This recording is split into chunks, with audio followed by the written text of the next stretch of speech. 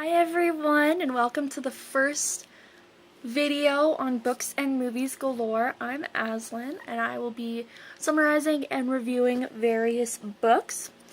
The first book that we are going to do, and I gotta keep this video under 15 minutes because YouTube has all these policies, but I'm just gonna get right into it. The book that we are going to be reviewing and summarizing today is it's backwards. Oh no, it's not. Never mind.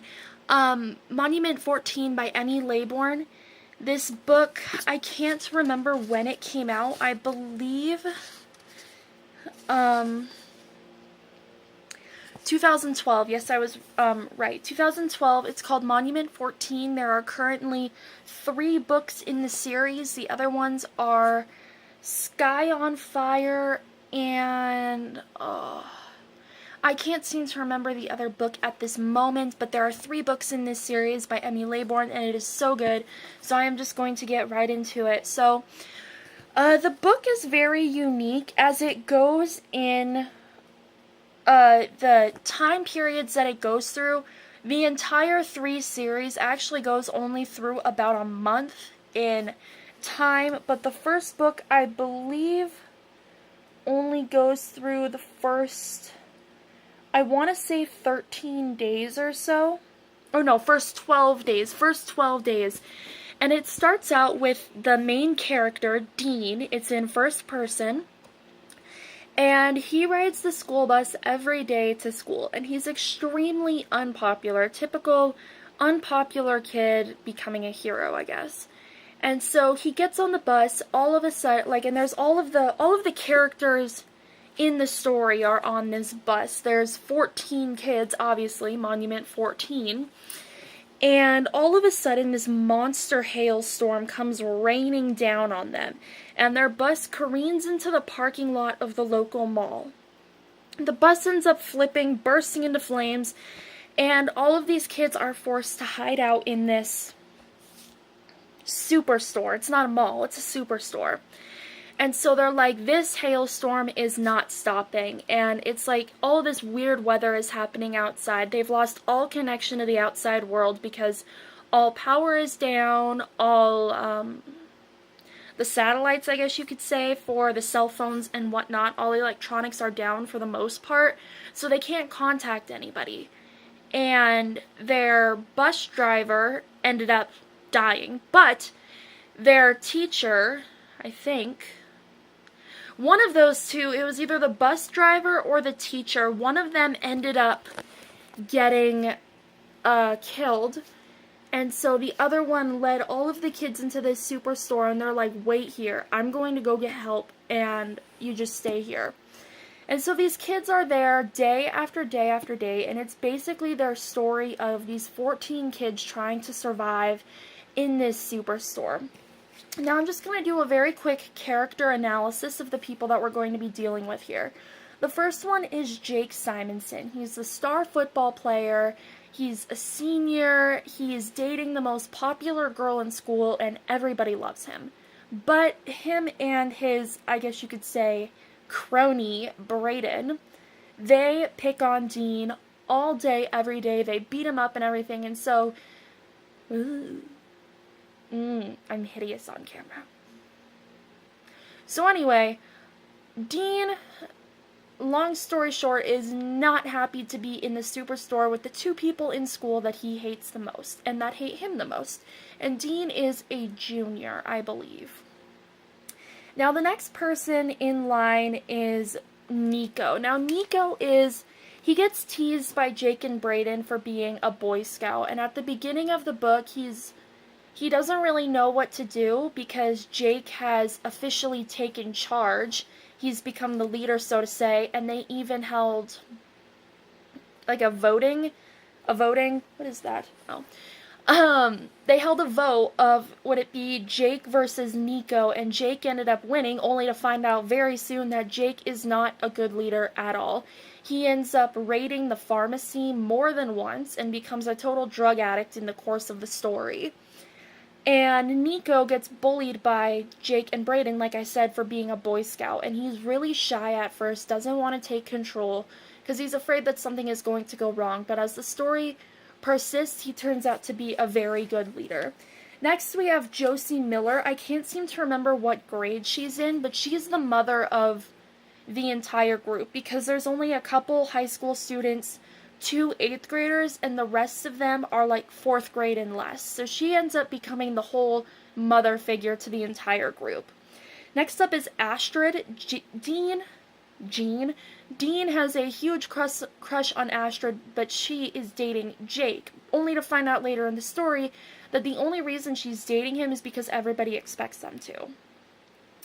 She really does not like him. He is very rude, he's very mean to her, and everybody thinks that she's a total spoiled, rotten brat, but she ends up being a very nice person later on. Next up, we have Sahalia. She is quite a diva. She thinks very highly of herself, and she's often called words such as whore and slut, because everybody's like, oh my god, she makes out with boys, she doesn't care about anybody else, but she does end up becoming very useful later on in the story. Next we have Alex. Sahalia and Alex are the 2 8th graders, and Alex is actually Dean's little brother, and he's a huge tech whiz, and he as well ends up helping them a lot later on in the story.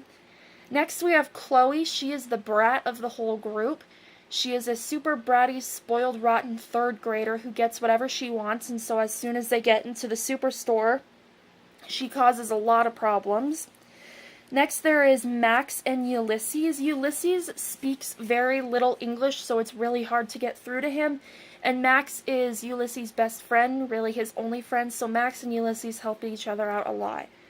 Baptiste, or Baptiste, however you want to pronounce his name, I believe his family is Muslim, because everything that happens in the superstore, he's like, oh, God wills it, God doesn't like that, blah, blah, blah, blah, blah, other stuff of that nature. Next, and finally, we have the McKinley twins. They are the youngest of the group. I believe they are in kindergarten, so they're about 6 years old. It's a boy and a girl, and I can't seem to remember, I couldn't find their names in the book.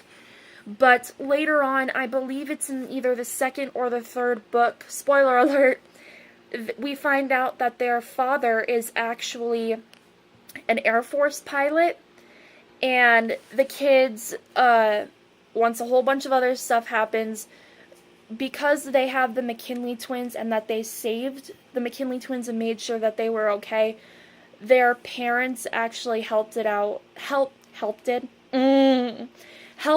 hugely along the other portion of the series. So this book is extremely good. It would take me hours to explain everything that goes on. It is a really rich sci-fi young adult novel. And also, another thing that's good to mention is it's not just a hailstorm that goes on. There's snowstorms, and it ends with a huge chemical weapons spill. Now, the thing about this chemical weapons spill that they don't realize is that it affects people depending on their blood type. So, for example, people with the O-type blood become these ravenous monsters. They become absolute cannibals. They're not zombies, but they're really intent on just hurting everything in their path and getting what they want. Whereas, A is different than B, different than O, AB. It all depends. I can't exactly remember what blood type it is, but one of them, it doesn't affect them at all. And so throughout the story, they start becoming increasingly worried because supplies in the superstar are getting low and their teacher has not come back yet. And they have no idea what's going on. And Alex, being the tech genius that he is, like I said, he helped them out a lot. He actually managed to hijack or do his thing with a radio. And so that was when they were able to figure out that they were evacuating everybody through this one harbor or whatnot that was all the way across town, which doesn't seem like that big of a deal. But when there's hail and snow, and the superstore got robbed more than once, and so these kids, high school students, elementary students, middle school students, they're trying to fight off these burglars, and people who want to hurt them, also people who are wrongly affected by the chemical weapons spill. They're trying to fight all of them off and get to the other side of town. Or no, I believe it's actually the other side of the state. I can't seem to remember, but they're trying to get wherever it is so they can be shipped off to a safe area. I guess you could call it a safe haven. Hey, any of you Maze Runner fans out there? To try to be safe. But it's basically just their story of survival. I actually bought this book at Barnes and Noble like 2 years ago or something. But it went the whole summer just sitting on my shelf, and I didn't bother to read it.